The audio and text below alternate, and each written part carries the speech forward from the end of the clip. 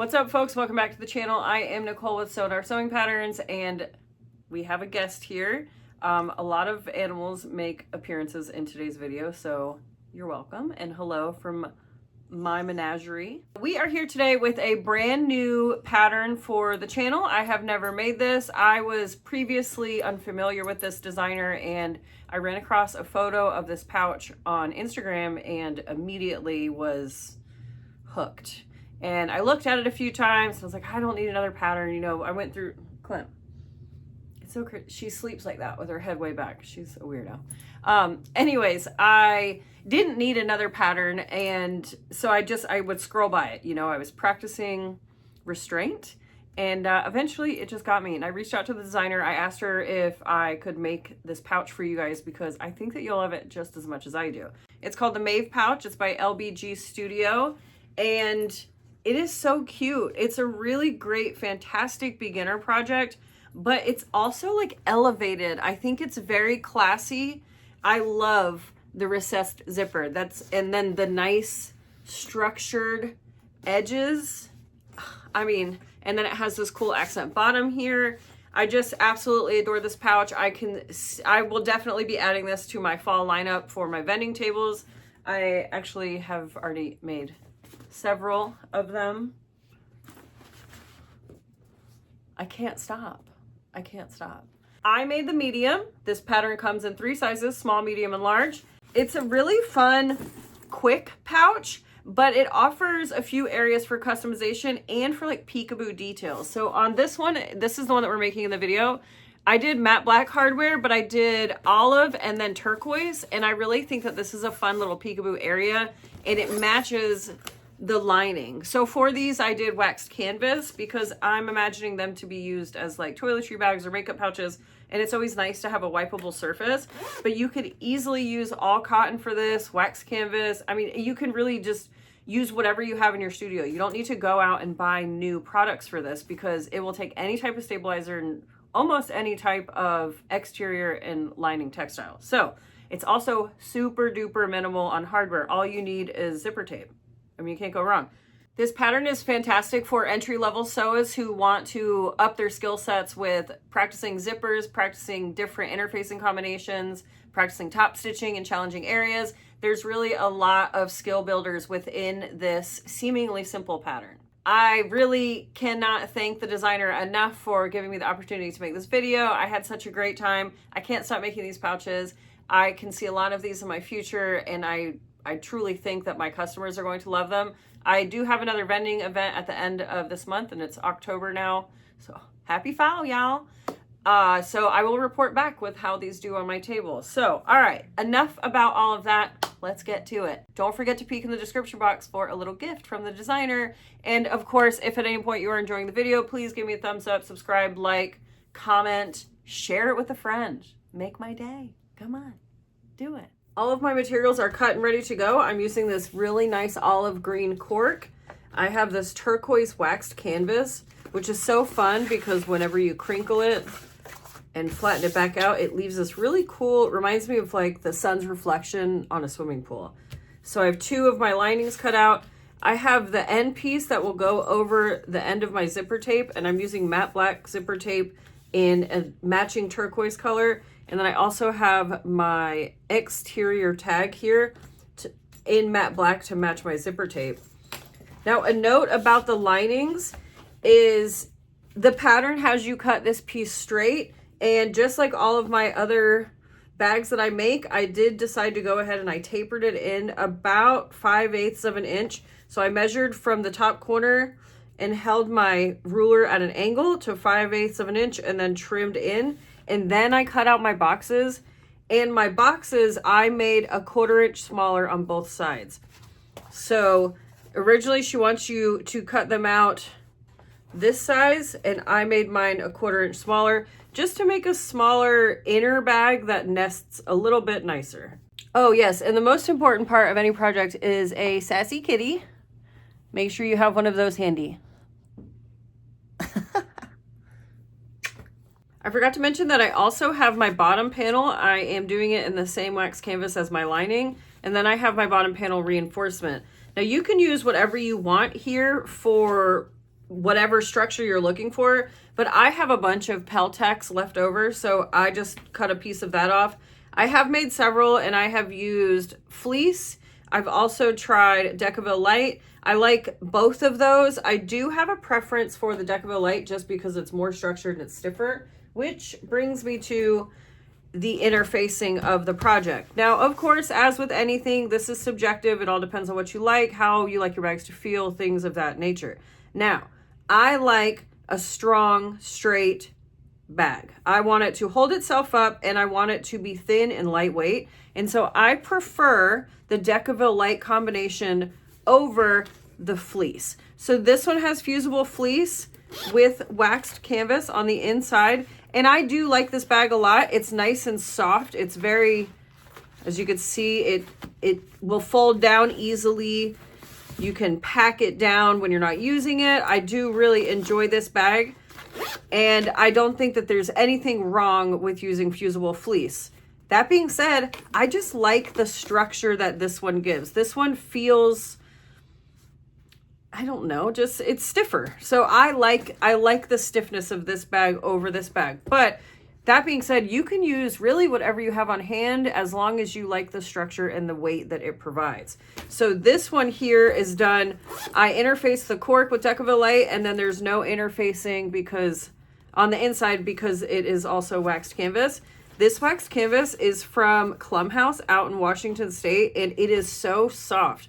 And it's almost thinner, but it has a much nicer drape than this wax canvas, which is nice and stiff and really holds its shape. They're both really fantastic, but this is my first time working with the Clumhouse wax canvas, and I gotta say, it is a treat. I really, really enjoy it.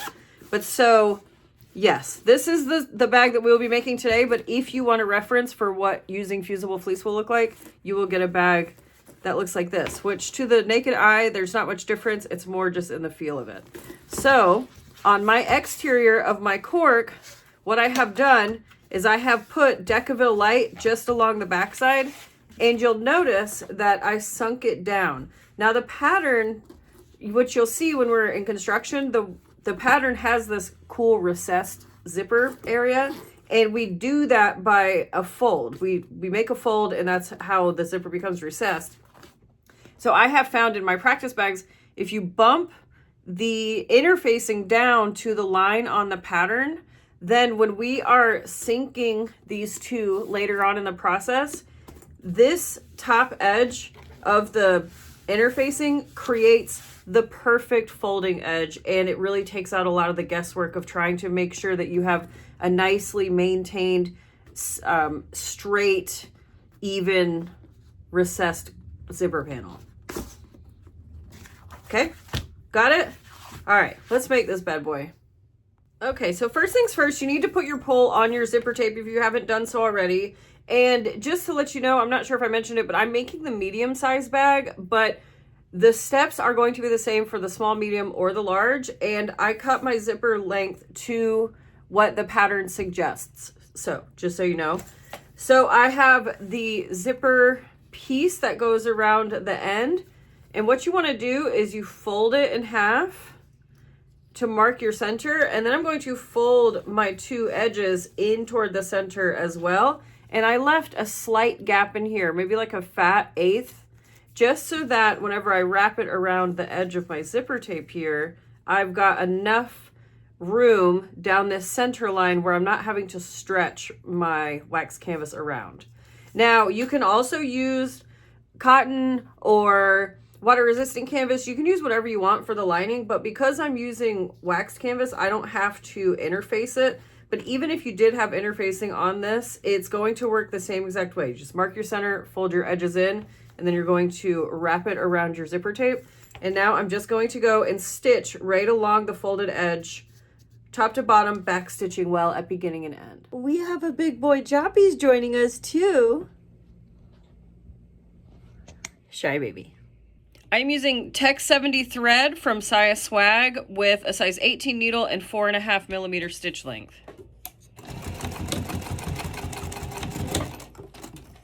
I apologize if you hear any humming or machinery noises. That is my neighbors. They're outside doing something and it's kind of loud. So Anyways, trim down your excess if you have any overlap on the edge of your zipper there. Next, we need to make our bottom panel. So I have the bottom panel exterior piece and then my interfacing. And I know that using double stick tape on waxed canvas is not going to work. So I'm going to do what I can with this Beacon Fabri-Tac. And I'm just going to center my interfacing along this bottom panel here.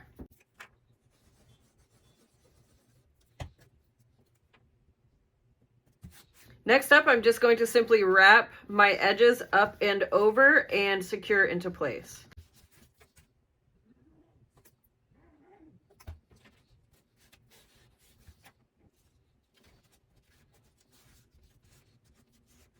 So before we add our bottom panel to our two main panels, let's go ahead and get this prep work out of the way. You need to make a mark at the top right and top left at 7/8 of an inch in from both sides. And then you need to add your tag if you're going to do that. I added mine 3 inches up from the bottom and centered. And then lastly, we're just going to add some double stick tape in between those two lines that we made at the top of the panels. Next step is we're going to lay them right sides together, and we're going to clip here along the bottom edge, and then we will go stitch these two together using a 1/4 inch seam allowance just along the bottom edge. And then you're going to see me butterfly and stitch around the seam just so that everything lays nice and flat. But if you want to just tape it or clip it, that's totally up to you. But for now, we're going to go stitch just here, 1/4 inch seam allowance, and then butterfly it open if you'd like to.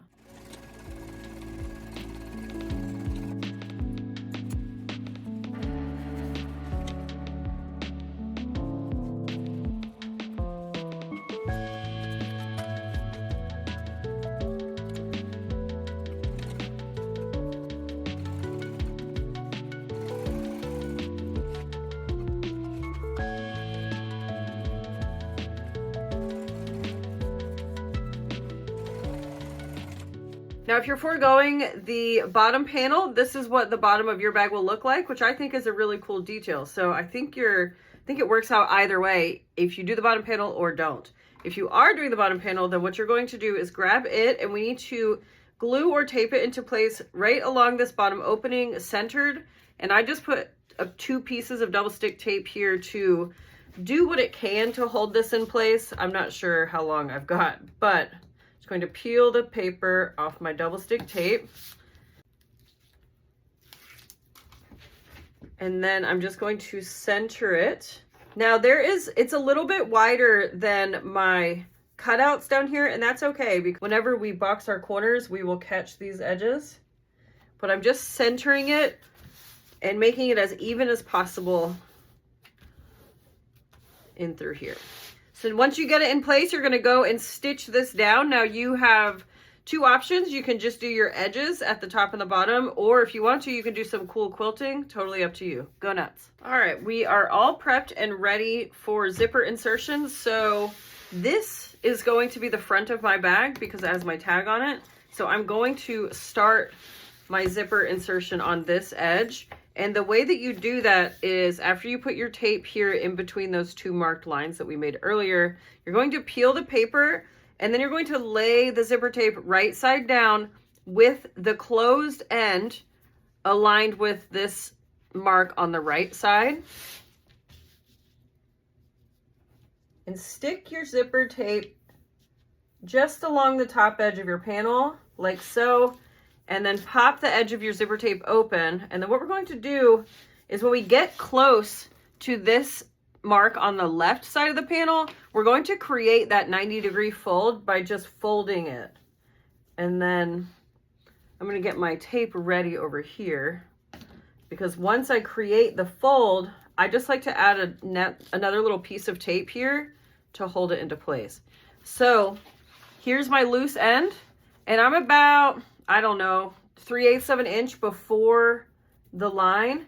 And I'm just going to hold my zipper tape and pull it up toward the top of the panel and let it fold over on itself to create that 90-degree fold.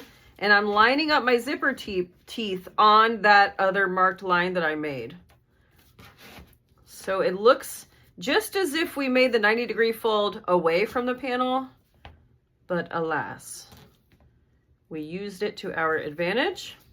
And now because I know that the waterproof canvas, or my wax canvas rather, won't stick to the tape, I'm not going to worry about taping the entire edge. I'm just going to leave that just like so, because it's not going to do anything if I peel it off. But I will take one of my lining panels and clip it into place, sandwiching my zipper into place.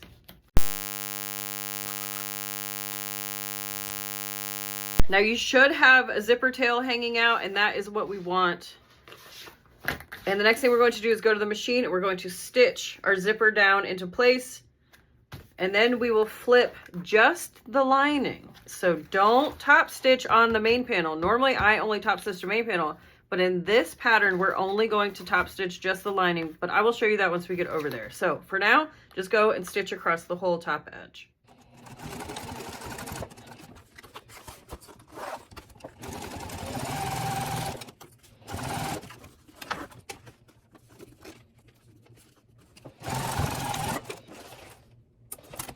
Okay, so this is where we're at, and what we're going to do is just fold the lining over, and you'll notice that the seam allowance will go underneath the lining, and that's exactly what we're looking for. So just pull on it to create a nice taut edge, finger press, and then we're just going to stitch below the zipper on top of the lining panel here.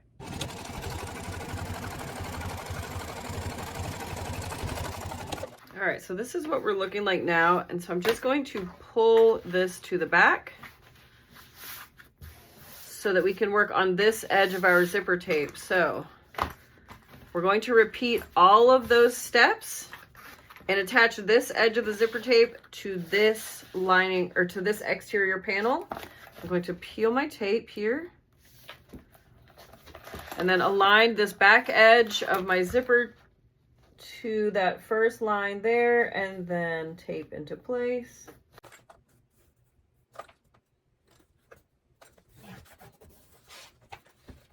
I unzipped my zipper just a bit so that I have some working room here. And then I just need to create my 90-degree fold. Just like that.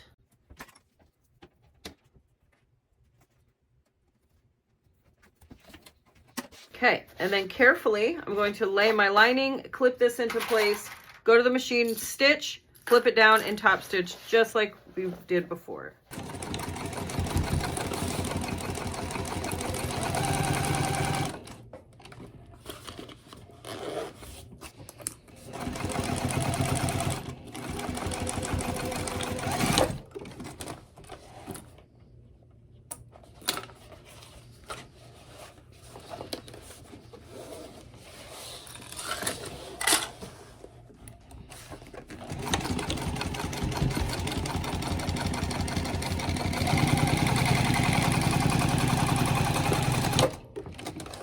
Okie dokie artichokes. Now we need to lay our linings together and our exterior together. Don't be afraid to bend your bottom.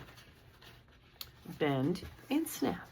Now I'm going to work hard to get my side edges lined up first.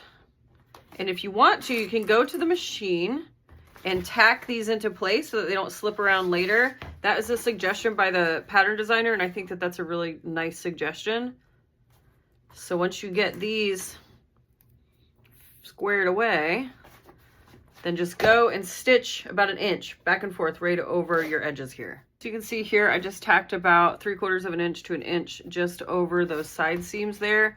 Now I wouldn't be surprised if mine still are off because I can never seem to get this to line up correctly, but we'll see when we flip the bag, right? I am going to trim off these zipper tails before I get too far ahead of myself. I don't want to feel them on the inside of the bag when it's completed. And then next up, what we need to do is just continue clipping our side edges. In a perfect world, what should happen is our sides should meet up. Sometimes they do, sometimes they don't. See? Prime example.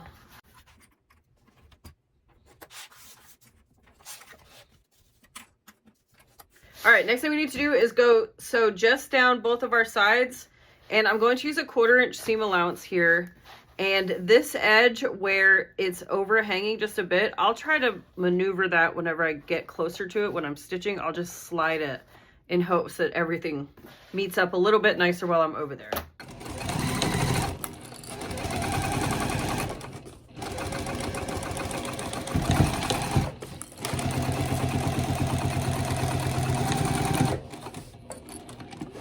Now when I get to here, I'm just going to pull my edges till they meet up and then leave a birth hole down in the lining.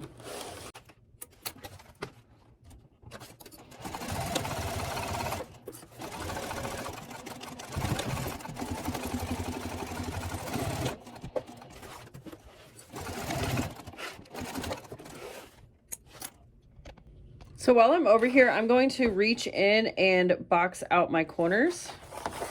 So I'm going to go in through this birth hole down here and then just fold my corners out with the goal of aligning this seam with this seam here. And I'm going to clip and top stitch all 4 of them.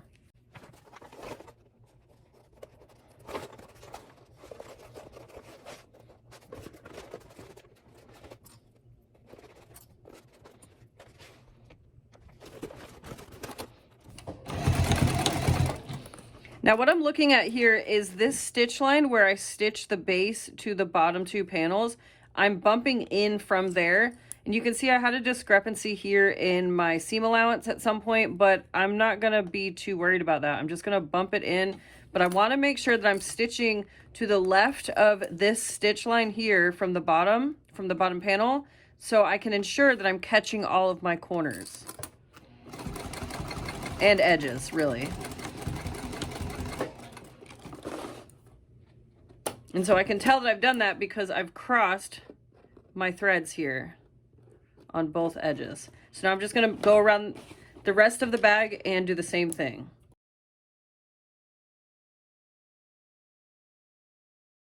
All right, all 4 corners are boxed and ready to go.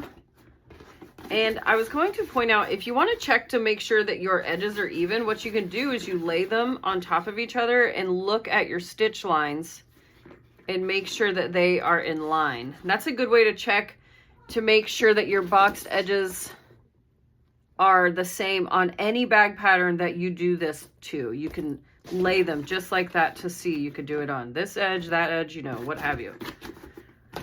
So once you're happy with where everything is at, you're going to snip all of your seam allowances down.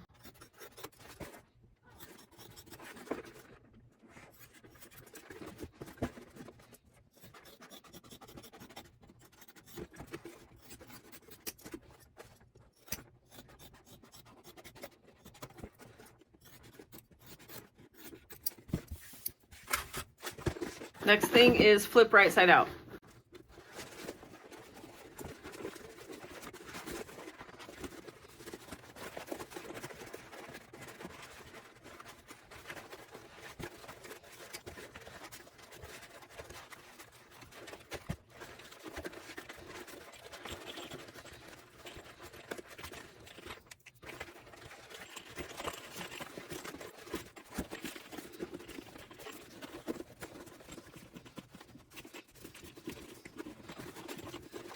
Whew, that is always such a workout, my gosh. All right, once it gets to looking something like this, you will start to tuck your lining into the exterior. And this is where the magic happens. This is where we get the recessed zipper. And you'll notice this side's a little funky. Just do what you can to straighten it out. You want to push your side seam out as well as possible. There we go. If you have a chopstick or something narrow or thin, you can put it down in here to straighten that out, but I find that it kind of works itself out in just a moment. So what we're going to do is roll the zipper into the bag, and now what I'm doing is that edge of that interfacing is going to catch and provide a really nice sharp edge for us to fold over. So I'm just going to work my way around the bag and clip into place using that edge as my roll, as my stopping point.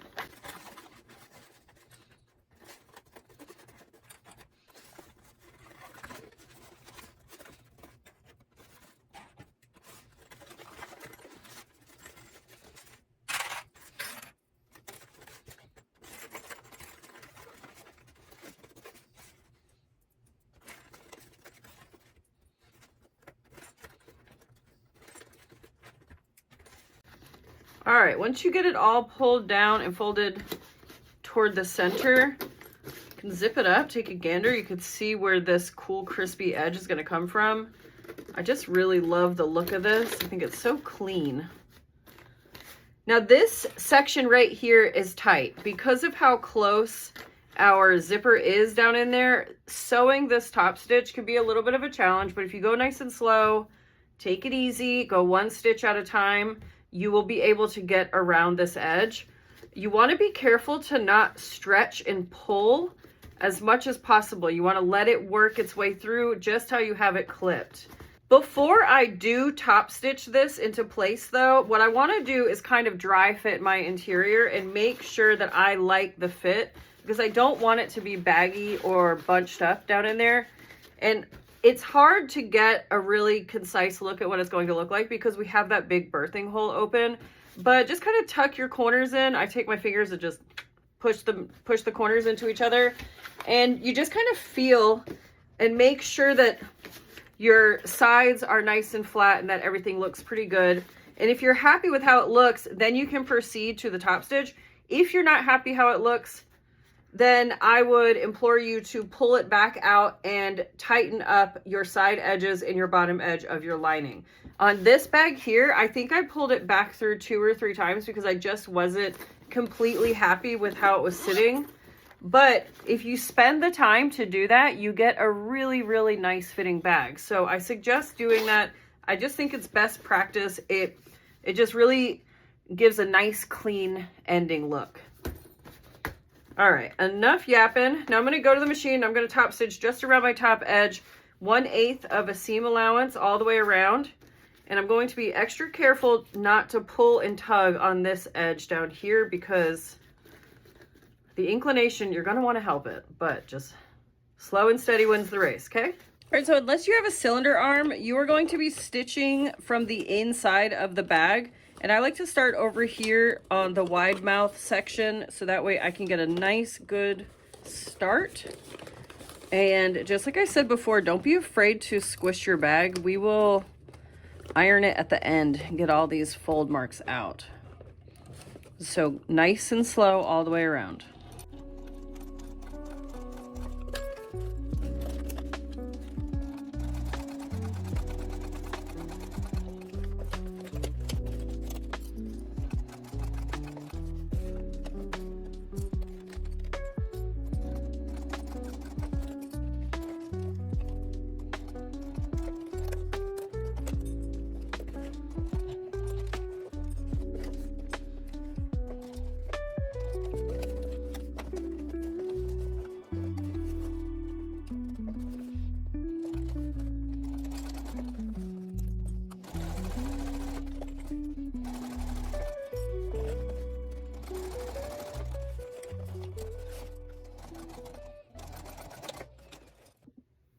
All right, this is what we're working with here. Stitching around this always feels so treacherous, but it really, like, I felt like I was having a really hard time doing that, but I just kept going nice and slow, and I tried my hardest to not move or shift the panels at all, and it maintained that nice straight edge, and it actually looks pretty darn good. So I'm very pleased with that. Here's what it looks like closed. My goodness, I just love it so much. Last thing we need to do to finish this bag off is close up our birthing hole down here. If you have a fun little tag, this is a nice spot to insert it. But essentially what we're going to do is pull up the lining. I'm going to poke my corners out so that I get a nice flat edge. And then I'm just going to apply some pressure and pull on it. And because I sewed off, I did my little L stitch off of my panels. When I put my fingers in here and I pull, see how it tucks the raw edges in? And then I'm just going to capitalize on that and then clip it and stitch it. Now, if you notice that your bag lining was a little bit baggy just along the center when you were looking down in it, what you can do is you can widen this fold, make it a lot wider. And then what it'll do is it'll eat up a lot of that excess that's here along this center section. But if it looks like it's nice and even down there, then just follow the stitch line or follow the fold that it automatically wants to do whenever you apply that tension and pull on it.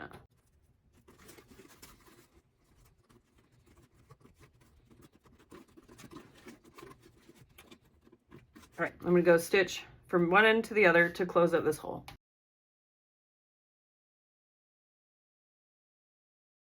All right, there's our bag all stitched up, and then we just tuck it in. I think it's always so funny whenever I worked with wax canvas, it traps the air in between the two bags, and you have to slowly push all the air out. It's kind of a funny attribute of wax canvas. So yeah, you're just gonna go around and straighten up all your edges. I'm going to hit this with an iron because it got pretty crinkly when I was doing my top stitch here. And then she's all done. Look at how cute.